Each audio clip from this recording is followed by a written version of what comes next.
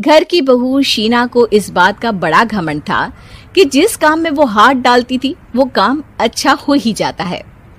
शीना की हर बात में हाथ का इस्तेमाल जरूर होता था।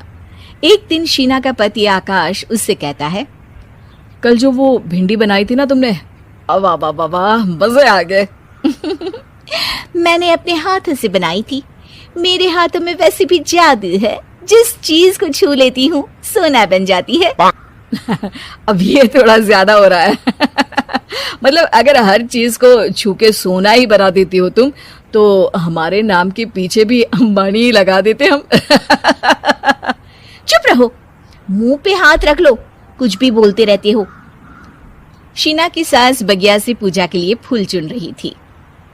सुंदर, अति सुंदर, कितने प्यारे गुलाब के फूल हैं। भगवान जी खुश हो जाएंगे। मैंने अपने हाथों से जो पौधा लगाया था, मेरे हाथों की कोई भी चीज बेकार नहीं जाती। हाँ बेटा, सही कह रही है।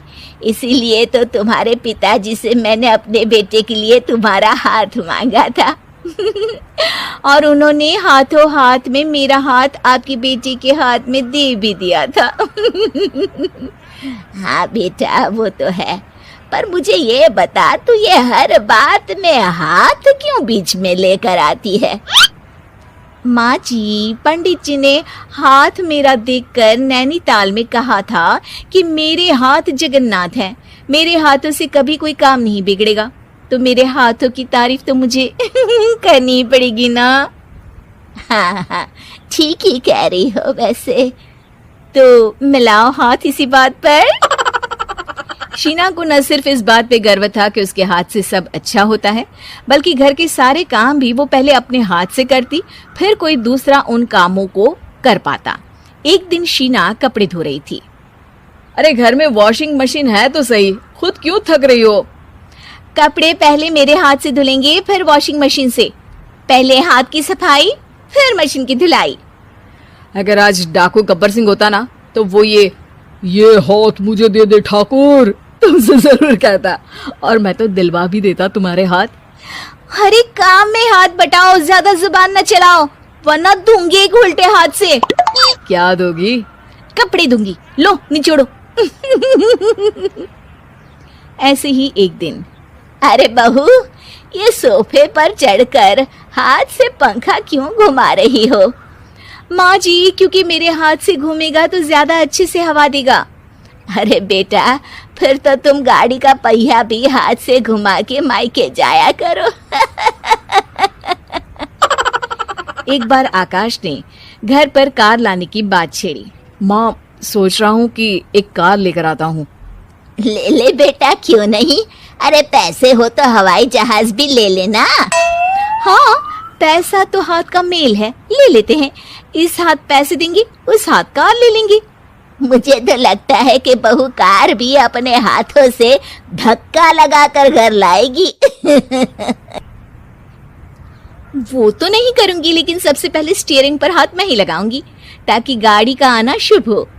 अरे घर ले आने तो दो, फिर हाथ लगा लेना। लेकिन शीना नहीं मानती। अगले दिन ही सब कार लेने जाते हैं। शीना सेल्समैन से कहती है, भैया ये कार बहुत पसंद है, पैक कर दो। अरे ओ भाग्यवान, 2 मीटर कपड़ा नहीं है जो पैक करवा ले, जरा चला कर तो देखने दो। यस सर, बिल्कुल, टेस्ट ड्राइव कीजिए ना। अरे नहीं नहीं, सबसे पहले मैं हाथ लगाऊंगी गाड़ी को, मेरे हाथ अच्छे हैं। अरे यार, हाथ तो मैं भी धोता ही हूँ, और आजकल तो सैनिटाइजर से भी धोता हूँ। मेरे काम में हाथ ना अड़ाओ। अरे टांग ना अड़ा होता है भाग्यवान, हाथ नहीं। शीना ड्राइविंग सीट पर बैठ जाती है और आकाश उसे गाड़ी के फंक्शन समझाता है। देखो शीना, ध्यान रखना, ये है स्टीयरिंग, इससे राइट लेफ्ट जाएंगे।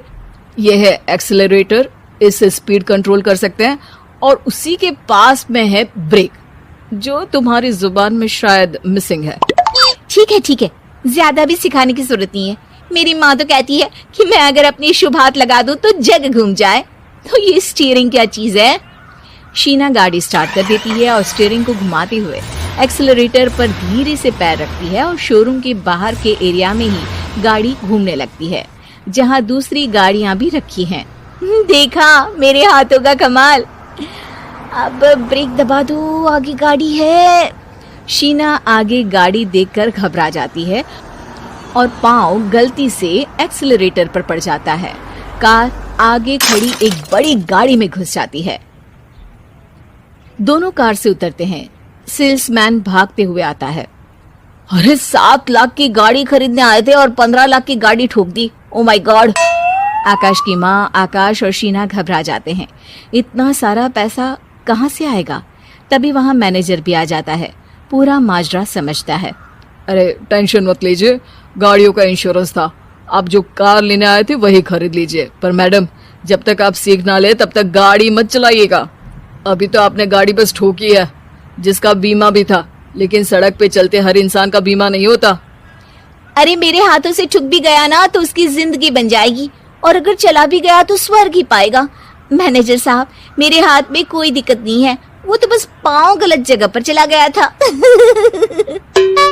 शीना की बात सुनकर आकाश अपना सर पीटता है और उसकी सास अपने हाथ से खुद का मुंह छिपा लेती है और मैनेजर हाथ जोड़कर माफी मांग लेता है।